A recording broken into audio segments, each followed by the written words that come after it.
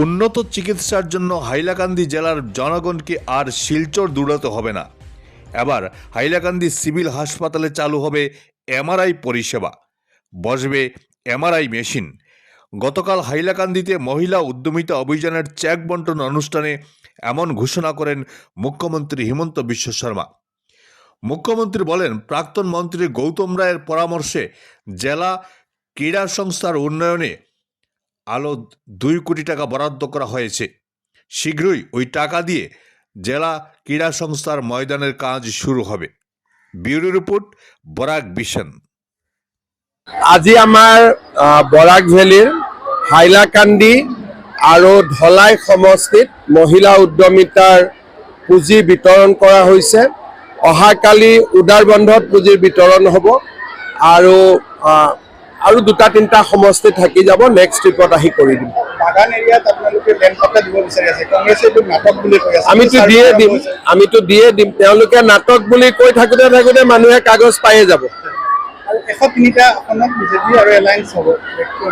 কিমান হ'বল আপুনি? আমি চৰকাৰ বনি যাব। কিমান পাওঁ এইটোতো ক'ব নোৱাৰি, বাট চৰকাৰ হৈ যাব আৰামত। আমি দেখিছোঁ বিৰোধী বিধায়কে কৈ আছে যে এইবাৰ বিজেপিৰ চুনামি আহিব।